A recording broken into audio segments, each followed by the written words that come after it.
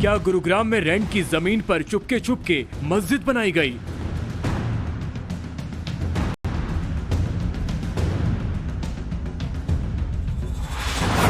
रात के अंधेरे में इबादत की जगह पर हमले की हकीकत क्या?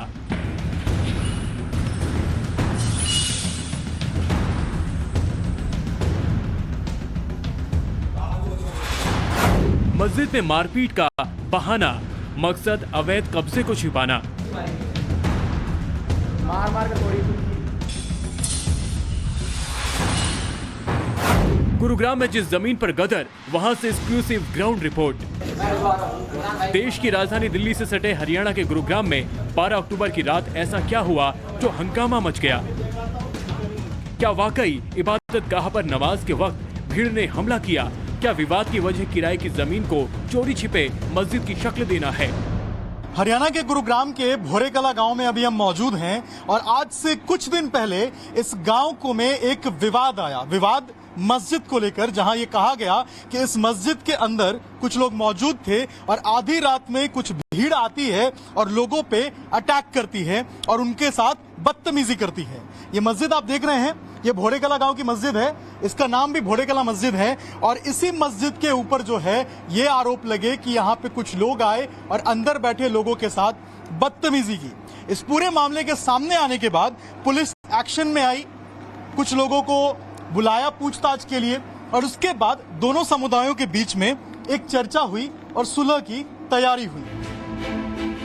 ताजा खबर यह है कि सुलह भी हो चुकी है।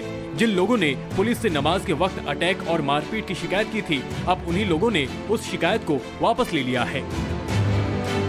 लेकिन नया विवाद ये है कि क्या एक पक्ष जो खुद को इस प्रॉपर्टी का असली मालिक बता रहा है, वो मस्जिद के नाम पर इसे अवैध कब्जे की साजिश बता रहा है, तो दूसरा पक्ष इसे बरसों पुरानी मस्जिद करार दे रहा है।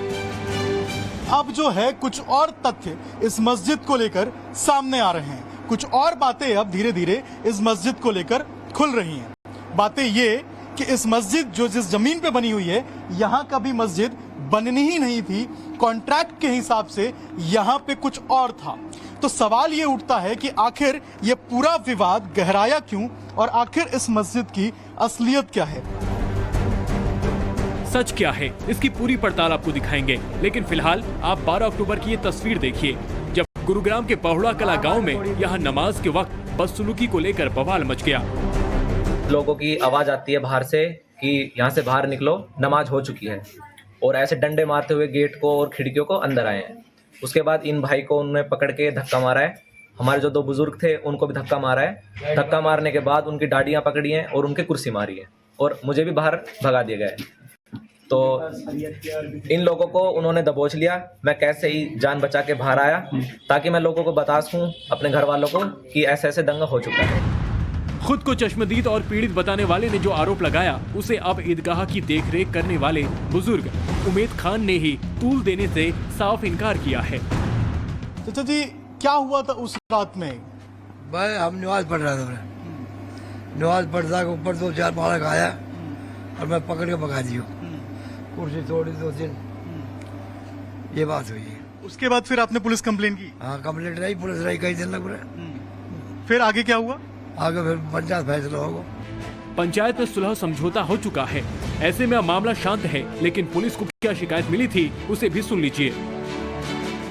ये इन्वेस्टिगेशन शुरुआती दौर में है और उसमें सारी चीज़ें जब इन आदमियों के बारे में इनसे पूछताछ हो जाएगी, जब भी सारे फैक्ट्स पता चलेंगे कि क्या असल वजह क्या रही है। फिर भी जो भी वजह रही है, किसी भी आदमी को कानून हाथ में लेने की इजाज़त नहीं दी जा सकती और कोई भी अगर कानून को हाथ में लेने की कोशिश करेगा तो उसके खिलाफ कानूनी कार्रवाई जरूर होगी। अब तोड़फोड़ और बवाल का मामला ठंडा पड़ चुका है, लेकिन नया बवाल इस इबादतगाह की मिल्कियत को लेकर है, क्योंकि इस खबर की पड़ताल के बाद हमारी मुलाकात रवि गुप्ता नाम के शख्स से हुई है, जिन्होंने खुद को इस संपत्ति का मालिक बताया। ये मेरे पिताजी द्वारा हमारे नाम की गई ट्रांसफर डीड है। 1 मिनट दिखाइए। ये ट्रांसफर डीड की कॉपी है ना? तो ये transfer deed of property in blood relation Mangelal अपने पुत्रांश श्री अशोक कुमार रवि कुमार के नाम कर रहे हैं। ये जमीन वो जमीन है जो मस्जिद है जहाँ पे? हाँ, इसमें कई प्लॉट हैं, लेकिन 139.66 वर्ग गज का प्लॉट यही प्लॉट है। अच्छा, ये जो आप बात कर रहे हैं कि 1 किला मकान जो 2 मंजिला रकबा कुल 139.66 वर्ग गज महदूदा आदि है ना, तो ये आप बात कर रहे हैं कि ये जमीन जो है ये मस्जिद वाली प्लॉट, ये वाला प्लॉट ये वही प्लॉट है, मस्जिद वाली प्लॉट है। हाँ, अच्छा। मस्जिद तो कभी थी नहीं यहाँ हमारे, ना ही हमारे दस्तावेजों में है, ना ही हमारे पूर्वजों ने कभी हमें बताया कि यहाँ कोई मस्जिद है, ना ही किसी गांव में आप जांच कर सकते हो किसी से भी, किसी भी प्रकार की भोड़ा कला में कभी भी मस्जिद नहीं थी। रवि सबूत के तौर पर दस्तावेज भी दिखाते हैं, कथित मस्जिद वाली जमीन को अपनी पुश्तैनी प्रॉपर्टी बताते हैं। लेकिन सवाल ये कि जमीन दूसरे धर्म के पास गई कैसे, तो इसका जवाब क्या है, आप रवि से ही सुनिए। तो बतौर इंसानियत के पहले हमारे पास काफी जमीनें थी, हमारे पूर्वजों के पास, और अनेक मकान थे, क्योंकि हम बनिए जाति से संबंध रखते हैं, साहूकारा था, और इस आधार पर उनके पास वे अल्पसंख्यक श्रेणी के लोग हैं, हमदर्दी बतौर इंसानियत के उनको दे दी गई थी कि भाई आप इसकी देखरेख करते रहो और अपना। इतना ही नहीं, दावा तो ये भी किया जा रहा है कि बहुड़ा कला गांव में इस जगह पर मस्जिद नहीं बनाने की सहमति भी हुई थी। दोनों पक्षों की सहमति के मुताबिक यहाँ सिर्फ परिवार के लोग ही इबादत कर सकते हैं। करार के अनुसार किसी इमाम को रखने की इजाजत नहीं है, साथ ही दूसरी जगह से भीड़ लाकर नमाज की भी मनाही है। लेकिन मस्जिद के केयरटेकर ऐसे किसी कॉन्ट्रैक्ट से इनकार कर रहे हैं। कुछ लोग ये कह रहे हैं कि यहाँ पे तो मस्जिद थी ही नहीं। करना जी, तो ये जब तक पहली नाजिब तो थी, ये तो है, कभी पहली नाजी कभी। लेकिन उनका ये कहना है कि कुछ कॉन्ट्रैक्ट हुआ था जिसमें ये था कि यहाँ पे मस्जिद नहीं बनाई जाएगी, लेकिन फिर भी बनाई गई। कौन गए वो, जिन्होंने दुनिया कहते रहे, ऐसे कुछ ना कही। तो ये कितने साल पुरानी मस्जिद है? ये होगी 30-40 साल। 30-40 साल पुरानी मस्जिद है। अच्छा, तो यहाँ पे आप ही रहते हैं? हाँ मेरा। जबकि यहाँ के स्थानीय बाशिंदे ऐसे दावों को सिरे से खारिज कर रहे हैं। अच्छा, यहाँ कभी मस्जिद थी? नहीं, मस्जिद नहीं थी कभी भी। तो फिर ये क्यों बताया जा रहा है कि यहाँ मस्जिद? यह तेलियों ने बनाई है, यहाँ मुसलमान रहते हैं, उन्हें छुप छुप के बना ली रात को। आप लोग कितने साल से यहाँ पे हैं? मैं सन 77 से हूँ। उसके बाद कभी मस्जिद नहीं थी यहाँ पे? नहीं, कभी मस्जिद नहीं थी उसके बाद। हाँ, कोई मस्जिद नहीं थी। तो ये पूरा बवाल आखिर क्यों हो रहा है? ये आपस में होगी हिंदू और मुसलमान के हिसाब से, ये अपनी मस्जिद बना दी छुप के, और ये मस्जिद नहीं थी। भोड़ा में कभी मस्जिद थी ना, हमने तो अपनी याद संभाली जब से। आपने कभी नहीं देखा यहाँ मस्जिद? नहीं। तो फिर आखिर ये कैसे बन गया? भाई अब ये तो हम क्या बताओ, किसी ने रात में कर दिया या क्या कर दिया। मकान बना लिया, मकान बना के फिर उसको सहज रूप दे दिया, अंदर ही अंदर जो। बहुड़ा कला गांव की बुजुर्ग महिलाएं भी यहाँ सालों से मस्जिद होने के दावे को झूठा बता रही हैं। कभी नहीं भाई, कभी मस्जिद नहीं थी ना। हम तो 4 दिन से ब्याह आए, हमने मस्जिद ना देखी आज।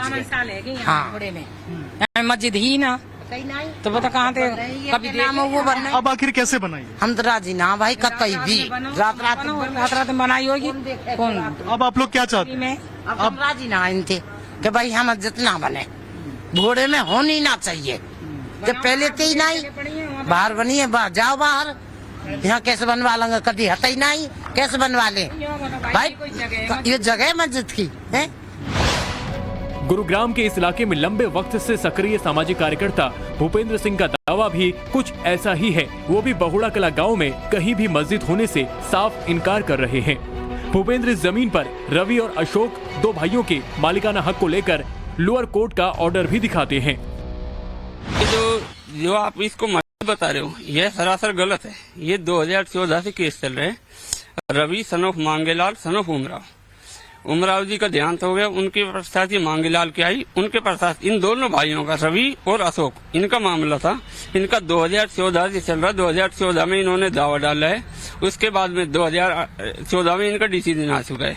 और 2021 में जिस जमीन को आप बता रहे हो कि मस्जिद है, वह मस्जिद है ही नहीं। वह जमीन विवादित जो पक्ष जो इसको मस्जिद बोल रहे हैं, ये double story house measuring 139.6 square yard situated with in Lal Dora of village Bhora Kala tehsil Pataudi which is allotted share of plaintiff of Ashok Kumar measuring 80 square yards, shown yellow color and marked by letters ABGF, and their share defendant Ravi Kumar measuring 59.66 square yards. यानी total जो 140 गज के करीब जमीन है उसमें से 80 गज एक भाई के नाम आ गई है, 60 गज दूसरे भाई के नाम हो चुकी है। इसमें मुस्लिम पक्ष तो जबरदस्ती इस पे कब्जा किए हुए बैठा है।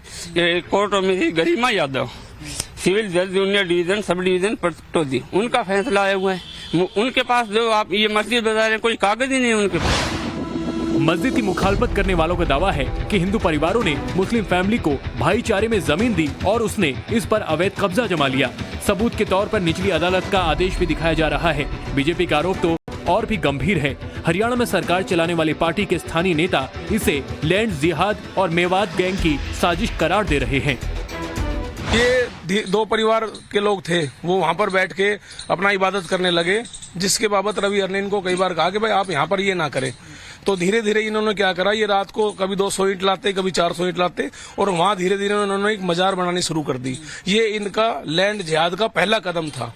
ये इसके माध्यम से यहाँ पर अपने मुसलमान बस्तियां बसाना चाहते थे, क्योंकि हमारे भोड़ा हमारी पटौदी विधानसभा से मेवात टच में है और यहाँ से लगातार बड़ी मात्रा में गोकशी होती है। जो गो तस्कर है उनके साथ हमारी बहुत बार मुठभेड़ हुई है, और जो हमारे हरियाणा के मशहूर गोरक्षक है भाई मोनू मानेसर, उनको भी कई बार गोलियां लगी है।